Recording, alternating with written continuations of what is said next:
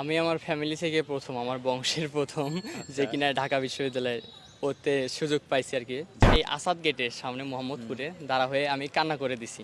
আমার আম্মুকে বলছিল যে এতিমখানায় দিয়ে আসতে, তোর বাবা নাই, এত কিসের পড়াশোনা, এত উচ্চাকাঙ্ক্ষী হওয়া যাবে না। এমন একজন আছে যার কাছ থেকে শুনতে হয়েছে তোর এত পড়াশোনা করে কি হবে, তোর বাবা একজন ড্রাইভার ছিল, তো তোর এত পড়াশোনা করে কি লাভ, তুই এখন চাকরি কর, চাকরি বাকরি করে মাকে চালা। আসলে আমার সব থেকে বেশি ভালো লাগছে যখন আমি আম্মুকে দেখছি যে আম্মু হাসতেছে। আসলে আম্মুকে খুশি করতে পারাটাই আসলে আমার স্বপ্ন, আসল স্বপ্ন যেটা।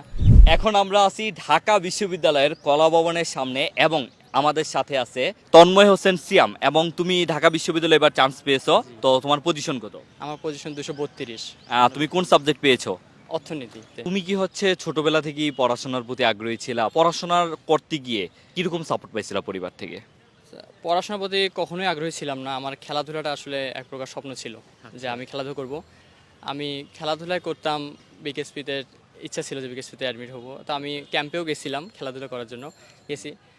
আসলে পড়াশোনাটা ভালো লাগা শুরু হয়েছে এই শেষ সময় আসে বলতে গেলে এইচএসসির পরে, যখন দেখতেছি কেউ সাপোর্ট করতেছে না।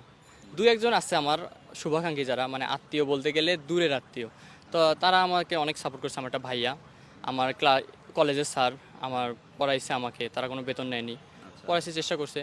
কিন্তু নিজের আত্মীয়দের থেকে কখনো আমি মানে তেমন একটা সাপোর্ট পাইনি বলতে গেলে। এমন একজন আছে যার কাছ থেকে শুনতে হয়েছে তোর এত পড়াশোনা করে কি হবে, তোর বাবা একজন ড্রাইভার ছিল, তো তোর এত পড়াশোনা করে কী লাভ, তুই এখন চাকরি কর, চাকরি বাকরি করে মাকে চালা। তো ছোটো একটা ভাই আছে, তোর মার কতদিন করবে।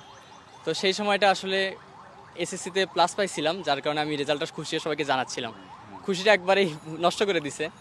সেই সময় থেকে একটা জেদ মনে আসছে যে আমাকে ভালো কিছু করতেই হবে। এই তখন থেকে আমার পড়াশোনার প্রতি একটা আগ্রহ সৃষ্টি হয়েছে।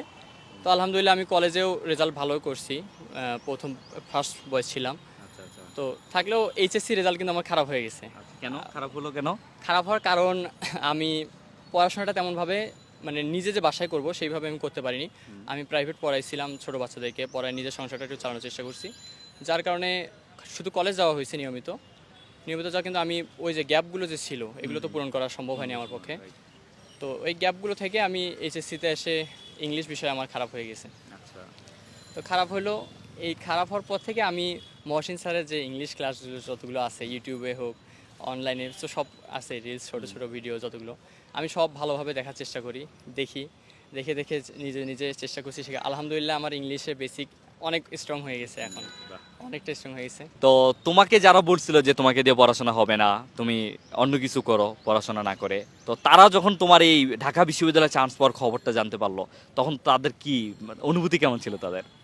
আসলে আমি আমার ফ্যামিলি থেকে প্রথম, আমার বংশের প্রথম যে কিনা ঢাকা বিশ্ববিদ্যালয়ে পড়তে সুযোগ পাইছি আর কি, সুযোগ পাইছি। তো ওদের মনের কথা আমি জানি না, তেমন খুশি হয়েছে কিনা জানি না, ওদেরকে নিয়ে আমি আসলে কখনো ভাবি নাই। আমার ভাবনা ছিল আমার আম্মুকে নিয়ে। আসলে আমার আম্মুকে আমি কখনো খুশি করতে পারছি কিনা জানি না, তো মনে হয় এবার একটু হলেও খুশি হয়েছে, যার কারণে খুশি হয়েছে। তো আসলে ওরা মানে আমাকে যারা বলছিল এক সময় যে তোকে দিয়ে কিছু হবে না, পড়াশোনা করে লাভ কি, এত দূর অনেক হয়েছে, মানে আমার আম্মুকে বলছিল যে এতিমখানায় দিয়ে আসতে, তোর বাবা নাই, এত কিসের পড়াশোনা, এত উচ্চাকাঙ্ক্ষী হওয়া যাবে না। বলে যে কি যেন কথা আছে না, যে ছেঁড়া খাতায় শুয়ে লাখ টাকা স্বপ্ন দেখা, এরকম হয়ে গেছে বিষয়টা। তো ওরা যে বলছিল তো পারবো না, আমি নিজের মনে মনে ভাবছি, মানে নিজেকে তৈরি করার চেষ্টা করছি যে কেন পারবো না, দেখি একবার চেষ্টা করে হয় কি না। তো ওইখান থেকে ওদের ওই অবহেলা, মানে অপমান লাঞ্ছনা যেটাই বলেন, তো ওগুলোকেই বলতে পারেন আমার মোটিভেশন। ওরা মোটিভেশন, ওইখান থেকে আমি আসলে একটা মানে এনার্জি পাইছি, ভালোভাবে পড়াশোনা করা একটা এনার্জি আসছে ওখান থেকেই। তো আলহামদুলিল্লাহ এখন তো ঢাকা বিশ্ববিদ্যালয়ে চান্স পেয়ে তাদেরকে দেখায় দিছো।